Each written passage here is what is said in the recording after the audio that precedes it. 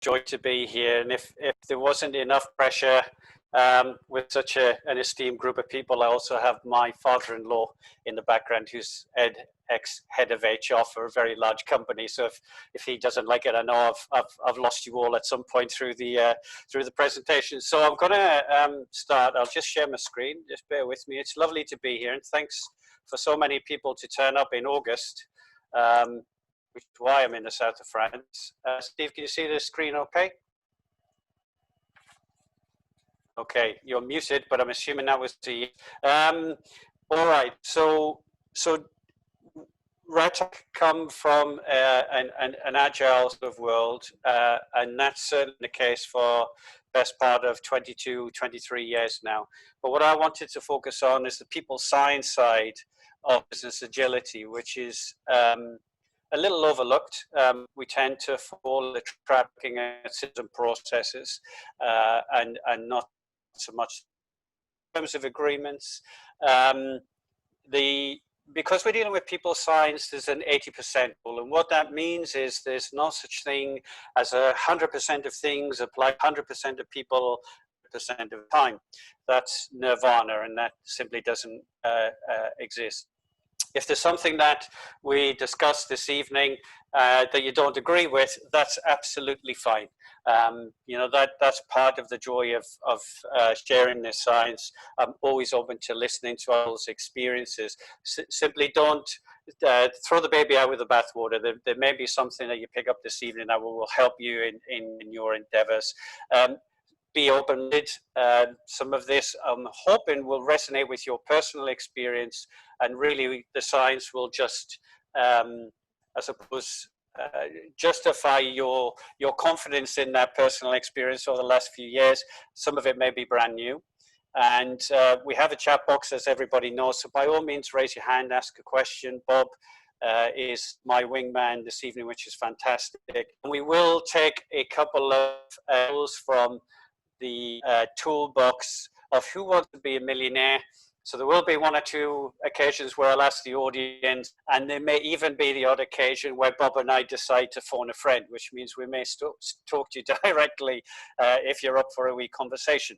So let's get started. How does large-scale change happen in organizations? What does science tell us now?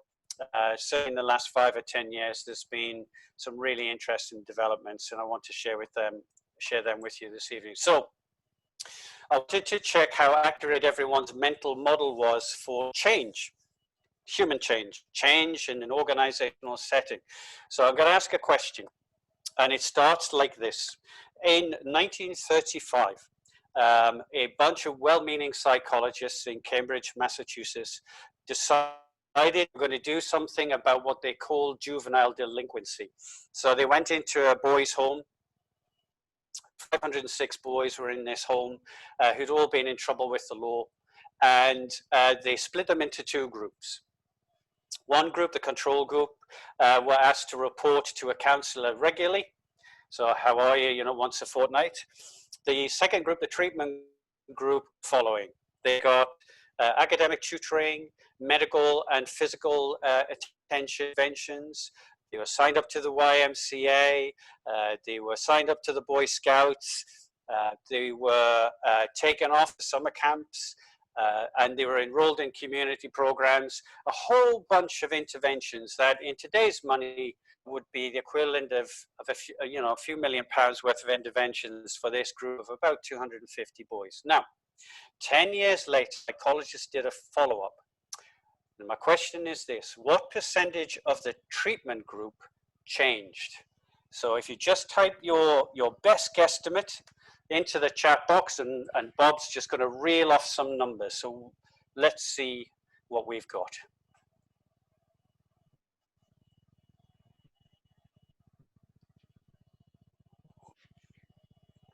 So 50, 50, 95, 75, 10, 18, 60, 60, 70, 60, 80.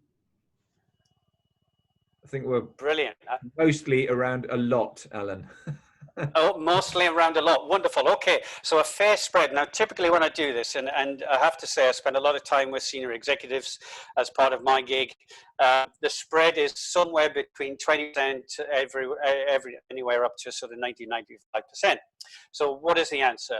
The answer is 0%. It made no difference whatsoever. And if that shocks you slightly or you're a little surprised, it's because we all suffer from the same kind of psychological bias, which is why our model for change is flawed. And it's been for some time. And what I wanted to do this evening, if that's got you already slightly cued and intrigued, is please stay open-minded, because what I'll share will help you to understand what the mechanics are that sit underneath organizational change. They're not what we think they are, but once we understand them, I'm hoping they'll resonate with your actual personal experience. So let's start this journey. Okay, so Frederick Laloux wrote a book called Reinventing Organizations. And what he was really talking about there was that when there are these kind of paradigm shifts in our socioeconomic context, our notions of work and leadership change as a consequence of that. Now, as you can see from the screen, you've got these different circles, red, yellow, orange, green, and this color currently is teal. You learn something new every day. I know that up until a few weeks ago. And what Frederick is saying is that we are at this point here between orange and green, that our economic model is changing because we are moving from one paradigm, the industrial age, to the information age and beyond. And so the orange represents large corporations focused on competition, very much focused on maximization, a bit of innovation and some accountability and a bit of meritocracy. A lot of the companies that we talk to fall in that bracket. However, what we're now saying is this next generation of organizations using lean principles or agile principles, focus on delighting the customers, creating a sense of shared values, higher level of employee engagement, looking at stakeholder balance, the importance of culture, the importance of empowering teams and people. And this move from one kind of band to the other is never easy. And because our context has changed, the fact that we've moved from the industrial age, which was really dominated by a mechanistic view of the organization. So leadership was quite mechanistic, command and control. Was people do as they're told depending on their level of seniority, and it worked when you were making widgets on a production line. It doesn't work anymore. So the big shift that's happening right now is that organizations are not seen as mechanistic. They're seen more accurately as being organic, and they are systems of human enacted interdependence. Now that's not my phrase, only a scientist could come up with that phrase, and that's Peter Senge, the systems theorist. That's his phrase. So we're in this, these systems of dependence. And in an age where innovation, agility, creativity, customer focus, etc., is key to survival, you cannot have kind of mechanistic perspective. You need to have a much deeper and more nuanced understanding of what an organization is. And this is it. This is a representation of an organization of people, nodes, and relationships in the system. And this, for anyone who's a systems person, you'll recognize this kind of diagram. So organizations are organic. And this is a chap, Conley, who's head of global hospitality at Airbnb, and he said, we live in an era in which neuroscientists are teaching us about the malady of our brain and the emotionally contagious nature of our workplaces. And this understanding that organizations are organic profoundly changes everything. Changes our understanding of culture, changes how we lead from that sort of command and control style to much more of a coaching, which has become very popular over the last 2 or 3 years, and change our understanding of how change actually occurs. From this linear, externally focused model to a viral internally focused model of change.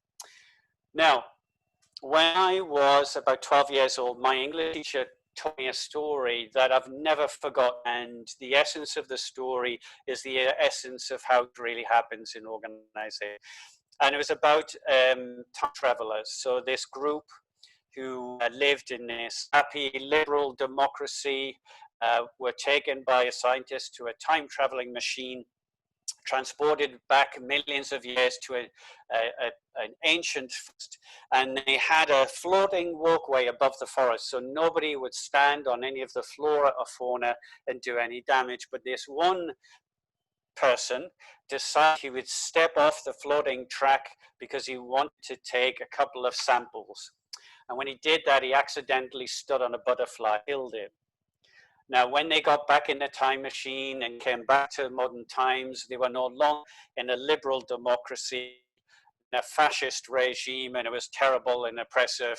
And this guy himself, oh no, what have I done? What have I done? Now, what the heck was that story all about? It was about something that a guy called Edward Lorenz, who's a meteorologist, understood, and that tiny changes in initial can have profound effects on later states. This is the essence of how change in a human or a biological system. So when the chap went back in time and stood on a butterfly and killed it, not only did he kill that butterfly, he killed all of the potential butterflies and all of the prey that would have eaten those potential butterflies, and then all of the mammals who would have eaten those insects who wouldn't, blah, blah. That's the essence of the story. Now, to show that model, I'm sure many of you would have seen this before. This is a diffusion of innovation curve. If you haven't seen it, I'll just describe it very briefly. But this is all context before I get to the science. So if we think about the iPod, when the iPod first came out, I don't know if anyone remembers, but it was a terrible thing. You know, it's a thing to look at, but the actual back end, iTunes was awful. So the first people who really got excited about the iPod were a bunch of innovators, predominantly around the San Francisco Bay Area, and they had these rather unusual earphones. Now, those innovators started influencing the early adopters. They were people who were interested in technology, quite cool, and they were spread the length and breadth of the country. New York, Los Angeles, San Francisco, places like that. And as they started buying more of these iPods with these rather unusual headphones, more people took notice, and it slowly but surely filtered into the early majority. They started buying products, and the late majority in the laggards. Now, what this really represents as a model is how ideas spread in a human system. Starts from this small effect here and then has this rather dramatic effect over time. And you can track things like the Me Too movement, why VHS came, the video player over Betamax, wearing beards and tattoos. I asked the group, can anybody give me some examples of how this spread has occurred in any other ways? And then one person piped up and said beards and tattoos. So absolutely, a few years ago, very few people wore beards and tattoos unless they rode motorbikes. Now it's very much in the sort of early adopters and early majority world, particularly amongst a certain group of people. So this is how ideas spread in a human system. There are other things that are really work, and that's what I want to get to now in terms of a more nuanced understanding, because this is a linear model and it doesn't quite work as smoothly as that. So I'm going to start with a little quiz for this section, and it goes something like this. So we have these numbers, and I want to ask a question about the human brain. And let's see, Bob, how many people know their neuroscience? So as a percentage of total body weight, what does our brain weigh? Does it weigh 2% of our total body weight, 9% of our total body weight, 15%, 20, or 25%? Throw in your best answer and we'll start reeling off as we go. So as a percentage of total weight, what does our brain weigh? Is it 2%, 9%, 15, 20, 25%? Quite a lot on the low end. So with twos, there's some, there's a 15, there's some 20s. I guess the majority is sitting there with twos. Brilliant. Well, I've got to say, of all of the groups that I've presented this to, this is the first time I've had a majority percent. You all get 3 gold stars and 2 bags of cheesy Wotsits. I can't tell you how wonderful that is, because most people are up in the 15 and 20%. So the answer is actually 2%, which is great. Now, next question. Body represents 100% of energy consumption. What portion does the brain consume? So does our brain consume 2% total energy consumption of the body, 9%, 15%, 20, or 25%? Let's see how you go with that. Yeah, we're going higher here. We're lots of 25s, a couple of 15s, some 20s. I think the majority is probably 25.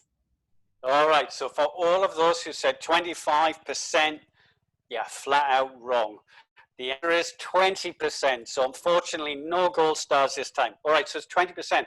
So we've got this lump of remarkable grey matter between our ears that only weighs 2% of our total weight and consumes 20% of our energy. So the question is, what does it focus on? And what does this have to do with change? Particularly large-scale change. And this is very much linked to how ideas spread in human systems. So this is a chap called Hugh Lieberman. I highly recommend this book because it's like a comprehensive guide to social cognitive neuroscience. Since the fMRI scanner came along, we have begun to understand the human brain, and it's changing how we understand ourselves as human beings, but ourselves in the context of these social systems, these human enacted systems. So the first thing that we've learned from social cognitive neuroscience is that we all have a Trojan horse in our brain. What that means is there is a part of our brain that takes on the beliefs of other people, sometimes unconsciously. Now, the reason I say sometimes is because as adults, we have a great filter at the front, a BS filter at the front of our brain that doesn't let everything through. Now, does anyone have teenagers? Just raise your hand if you do. We have a few with teenagers, right? So for those of you who have teenagers, one of the interesting things about the teenage brain is it doesn't have that filter at all. And so 1 minute your teenage daughter, a perfectly wonderful person, then within 24 hours they can hang out with some Muppets, and suddenly they're transformed into a slight version of that Muppet when they come back in the door. Now, it is normal, I'd have to say, terribly irritating and frustrating, but it's part of the mechanics of belonging and fitting in. And so, unfortunately, with teenage brains, they don't have the filter, so they can take on the beliefs and behaviors that sometimes aren't very healthy.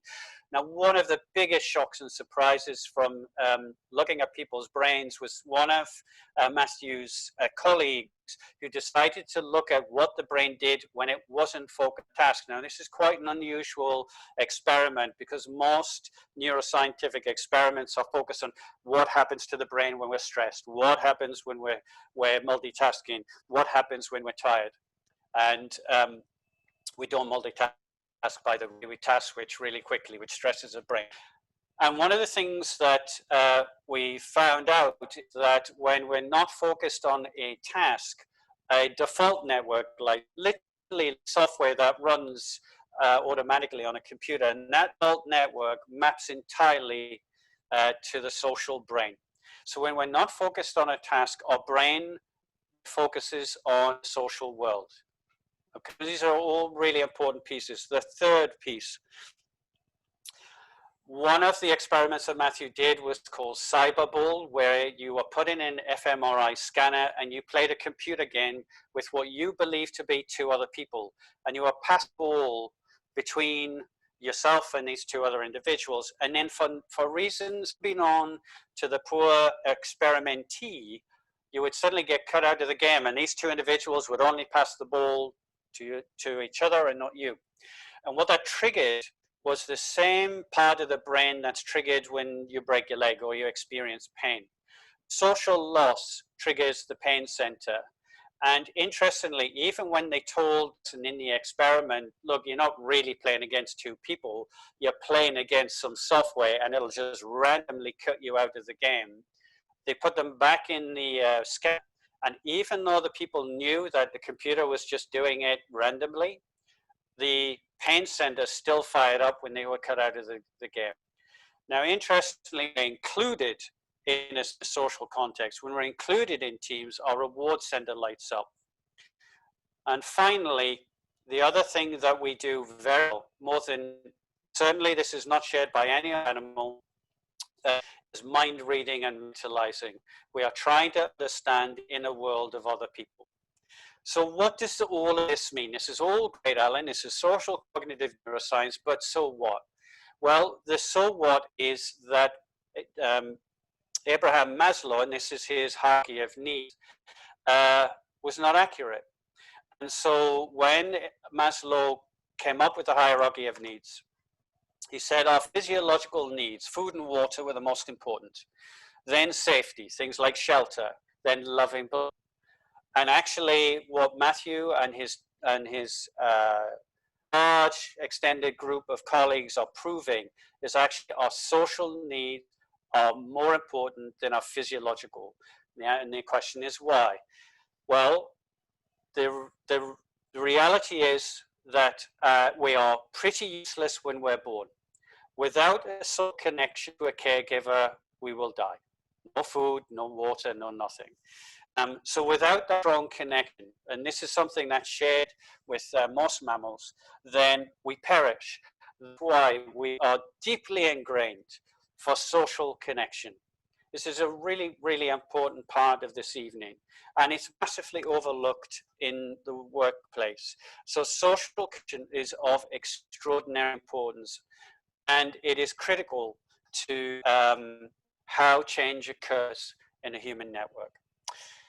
The next piece of science I wanted to share with you is from called Alex Pentland at MIT. And it's an accidental science. It's called social physics.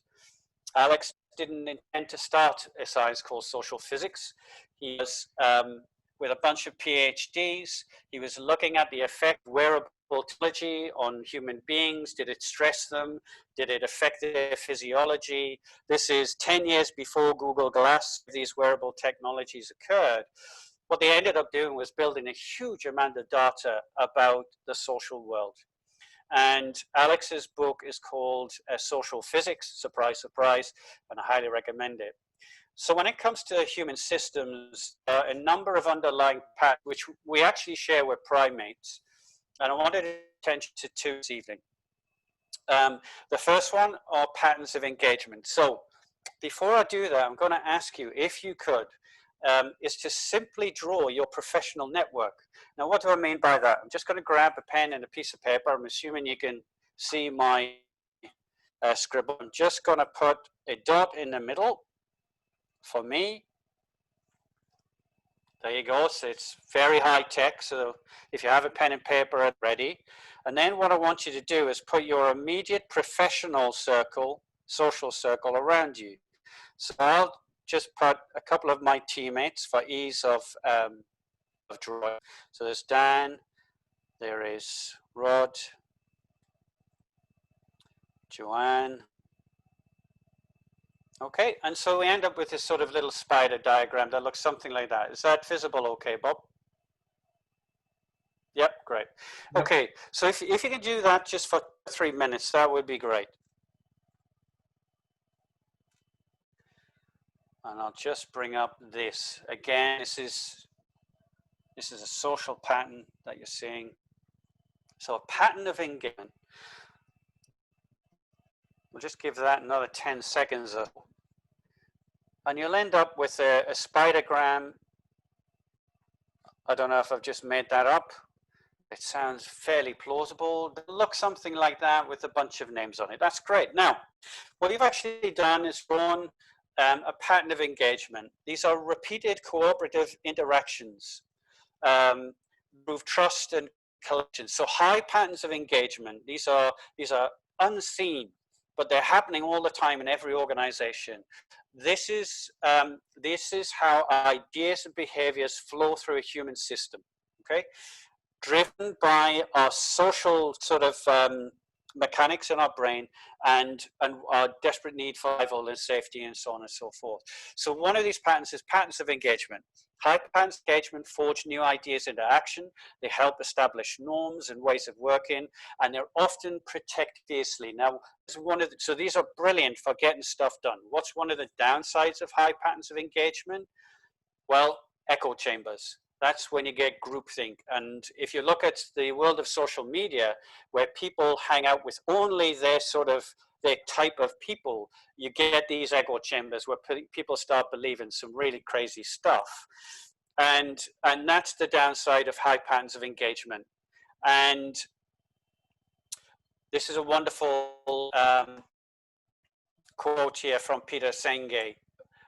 Because collaboration is important. Collaboration is vital to sustain what we call profound or really deep change, because without it, organizations are just overwhelmed by the forces of status quo. So we desperately need this collaboration. We desperately need these high patterns of engagement. But there's something else that Peter has alluded here, something that Pendleton talks about as well. And that is this, patterns of exploration.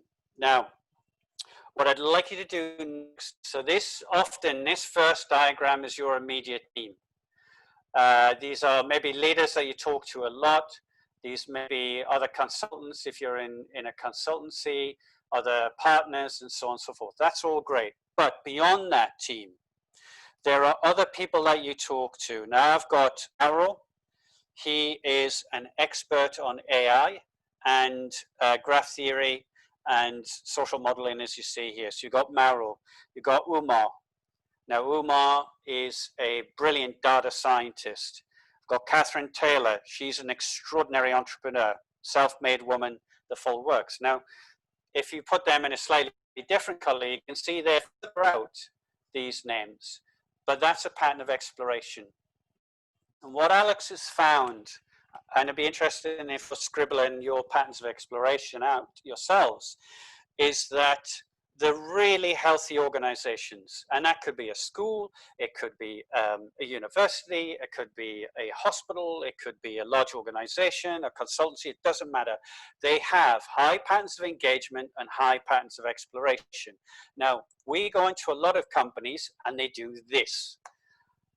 They put silos in their organization. Now, they don't do it deliberately. This is how people behave. So when there's low levels of trust, what people tend to do is they build a Chinese wall around themselves and their teams to feel safe. As soon as you do that, you kill these patterns of exploration. As soon as you do that, you kill things like innovation, the exchange of ideas. So there's a great scientist whose name escapes me, said that the great ideas come from the cracks between human systems. So when people are on the boundaries of these human systems, this is where innovation and great ideas come from.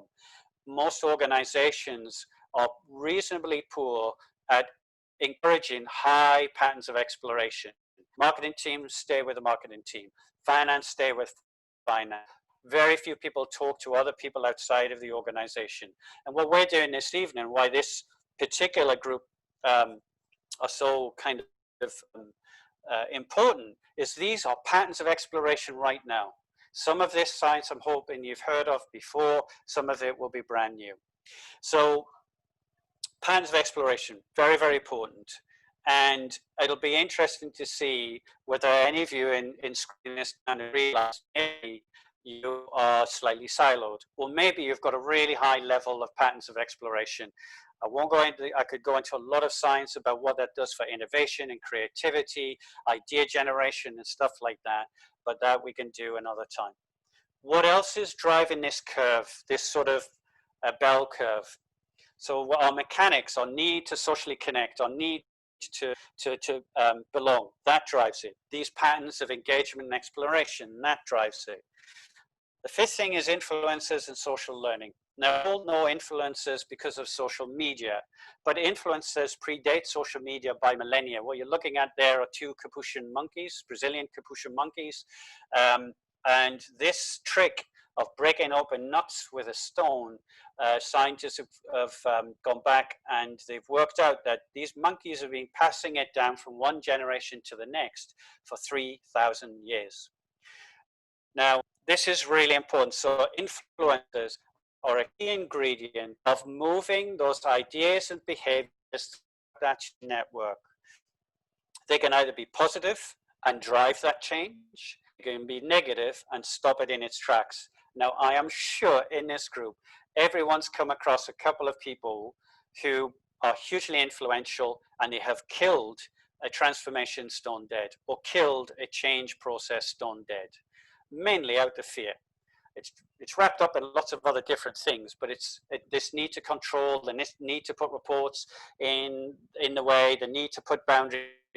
A lot of that is fear-based stuff. So influencers can be awesome or they can be really difficult.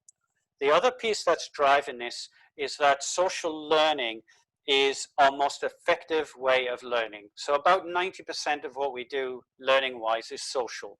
So whether it's on the job or peer-to-peer, etc., it's a very efficient way to learn. That mechanism helps to adopt new behaviors, adopt new ideas, and translate them into effective ways of working, new ways of working. So the changing ways of working in an organization means leveraging these kind of pieces, our natural ability to learn socially and leverage good influencers within organizations. And there are many, and very few of them are in senior level roles. They are scattered. Most of us know who they are. They're passionate about the company. They are well respected internally. They have some level of skill that is esteemed in some way, shape, or form. And those influencers are scattered throughout your organization. And when you get them involved, your chances of success are much higher because their peer group esteem those people too. Okay, number 6. There is a great debate. It's literally the psychological equivalent of the chicken and egg theory on what came first, and behaviors or attitudes. And I've done a fair amount of sort of research in this area. I studied positive psychology with a guy called Tal Ben-Shahar. He's at Harvard University. He's a phenomenal guy. And the answer is, in my belief, to say that beliefs are more important than attitudes. Sorry, behaviors are more important than attitudes and beliefs. I think is a bit of a dumb argument. To have that kind of sort of yes, no argument is not helpful when dealing with human beings. I actually think they're reinforcing mechanisms, but when it comes to change in human systems, behaviors are of paramount importance. Now, that's not my view.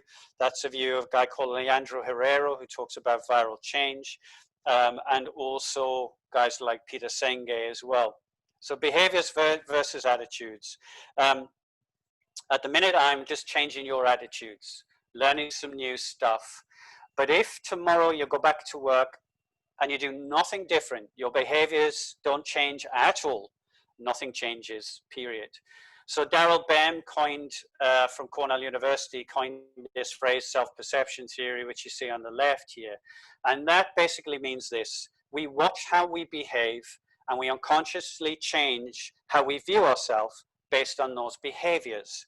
Now, what on earth does that mean? So Hammerly and Montgomery did a little experiment with some very, very shy chaps at university, about 20 of them. And they said they wanted them to do a cognitive test, to come to the psychology department, wait in a waiting room, and then they would take them over 12 weeks through a series of tests. What they actually did is they set up the waiting room as the experiment. So these very shy men, many of whom had never had a date, were sat in this waiting room, and then a random young lady would just start chatting to this very shy man, first one, and they would start exchanging a bit of conversation, and she would laugh at his terrible jokes and that kind of stuff. And then after about half an hour, you know, this young man would go off to what he thought was the experiment. Now, this happened for 12 weeks. Every week, this person or 20 of them at separate times would come back to the waiting room, and every week a different young lady would talk to this shy young man. And at the end of the experiment, all of them had changed. Pretty much all of them. What I mean by that is they started socializing, a couple had gone out on dates, one had a girlfriend, and so on. Now, according to the law in America, when you do an experiment like that, you then have to tell these young men what the experiment really was. So they did. They sat them down one by one and said, actually, the experiment was about shyness, and those women, we put them up to talking to you. And pretty much every young man, well, it doesn't matter, I have changed. I am no longer that shy young chap who first came in 12 weeks ago. That is the power of people behaving differently. And because of the behaviors, their attitudes change. When it comes to moving any kind of organizational change system, behaviors are critically important. And they do help change mindset, even of some who are particularly stubborn. The final piece that I wanted to share with you, I'm just checking the time, we're doing pretty well, is that change in human systems is viral, not linear. I mentioned this earlier.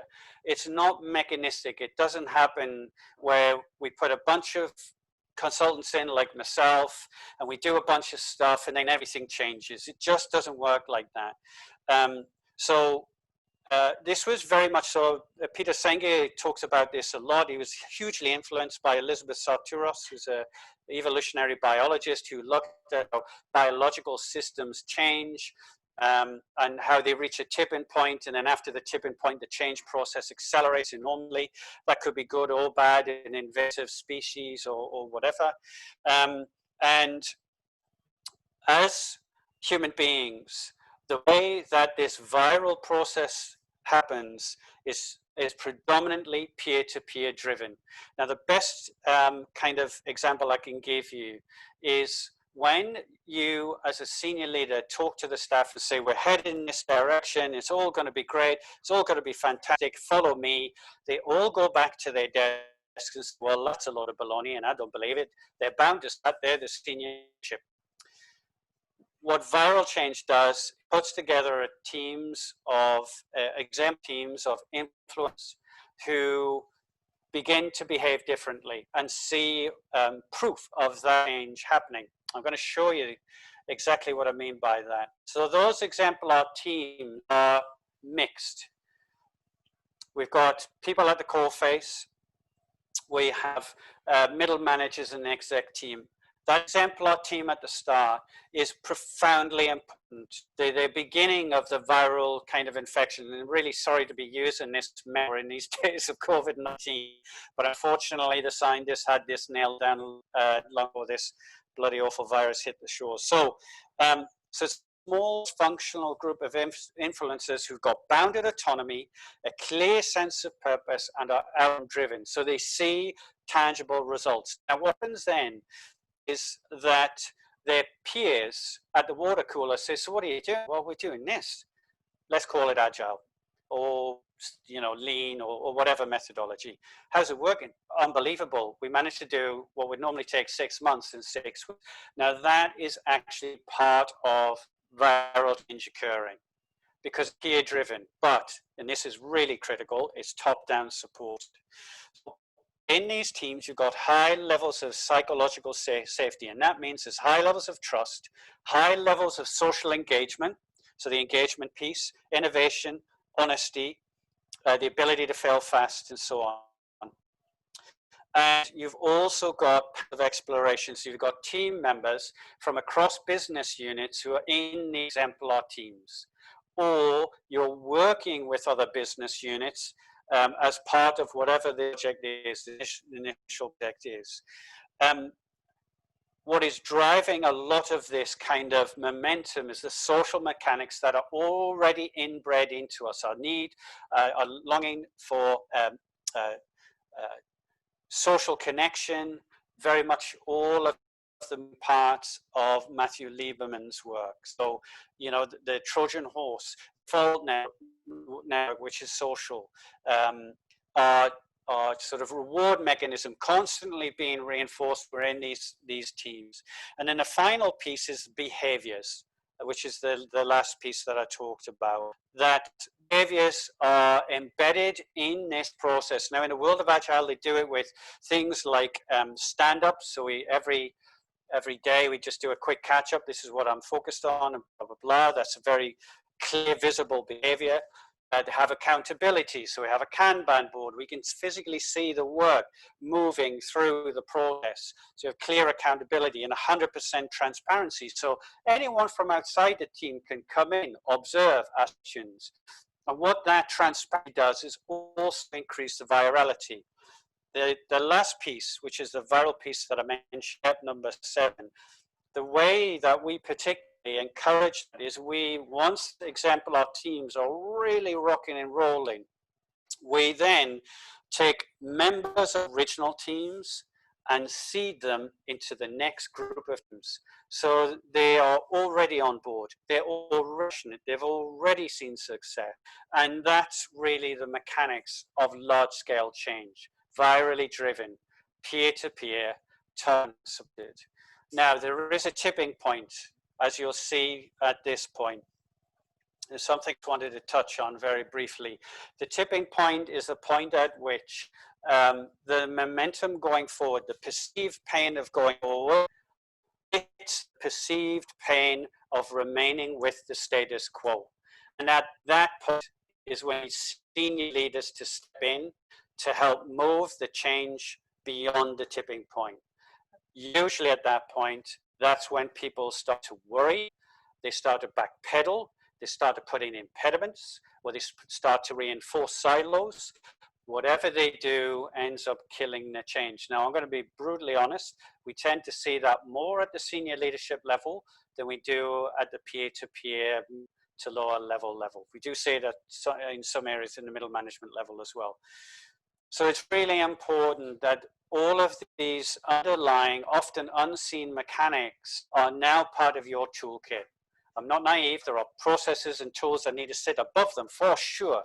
But if those underlying pieces are missing, then your chances of success go down. So for us personally, I'm going to wrap up very shortly. I think we're doing pretty well. So we've been doing this now for about 22 years, and you know, guess what? We found the same thing work. One of my colleagues comes from the Scaled Agile Framework background, SAFe, and he's been implementing SAFe for a number of years, and he's found that putting together exemplar teams and then building out from those teams, often in a slightly kind of unexpected way, is how he's actually got change genuinely embedded and more importantly, sustained. So we can get change, but sustaining change is the goal. The only people who can sustain change are the people on the ground doing the work, supported by the people at the top. Okay, the last thing I wanted to share with you was, well, the Cambridge Somerville Youth Study. Why did the boys not change? You know, we were pretty shocked that it was 0%. So in 1986, another psychologist came along. She did a new study, but she asked a very different question. So in 1905, the question was, what are the factors that create delinquency and how can we overcome them? It was something like that. We'd come in with their interventions, and as we found and heard, 0% impact, 0%. So then in 1986, this lady asked a different question. What do boys do to thrive despite the conditions we know that contribute to delinquency? And when she asked that question, she found that these young men who went on to do well, even though they came from the same backgrounds and had the same kind of challenges of many of these young men who ended up in a lifetime of crime, she found 3 things. Firstly, they had a clear sense of purpose. Secondly, they had some kind of role model. And thirdly, they had some kind of small but positive peer group. And what's really, really important to understand is when we were all answering that question at the start, we believed our mental model is that there's an external force that can create change, an ex locus of control, when actually that's not true. Change only happens when there's an internal locus of control. So the social mechanisms that I've shared with you, this science that I've shared with you, taps into these internal, often invisible mechanisms which are at the heart of change, peer-to-peer driven change. And so when you look at these three things that the scientists in 1986 understood helped guys to change and really transform their lives, coming from very difficult backgrounds, two of them are social. So if you can put groups of people around your change methodology, social groups of highly influential people from across the spectrum of the business, highly engaged, high levels of psychological safety, and you see those guys in the next team and they start building really fantastic teams using the same social mechanics and so on and so forth.